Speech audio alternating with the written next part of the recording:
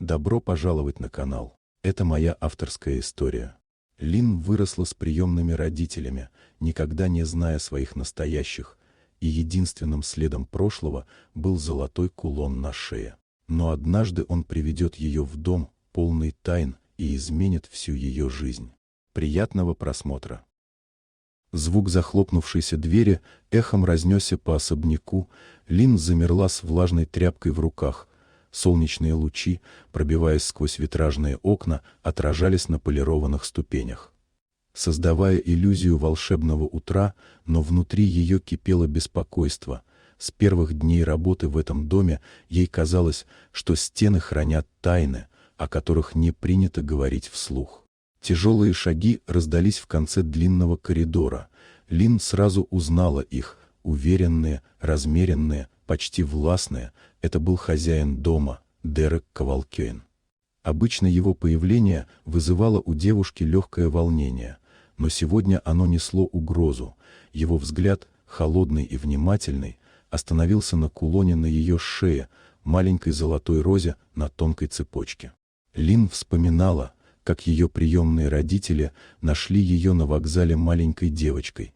С этим же кулоном на груди она всегда считала его частью своего прошлого, но теперь оказалось, что украшение имеет ценность для семьи Кавалкейнов.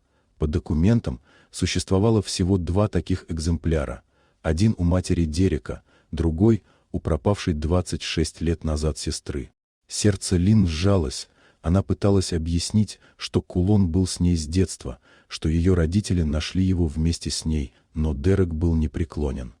Дом наполнился напряжением, вокруг стояли слуги и садовник, наблюдая за происходящим, но никто не смел вмешаться. Прошло несколько часов, пока к дому не прибыли полицейские. Лин, дрожа, показала кулон, и следователь внимательно осмотрел его. На лепестках действительно была гравировка.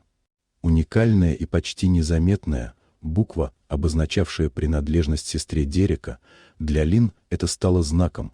Детские воспоминания, фрагменты сна и лица приемных родителей всплыли в памяти. ДНК-тест подтвердил ее историю. Лин была той самой сестрой, пропавшей 26 лет назад. Все недоверие, гнев и подозрения Дерека растаяли.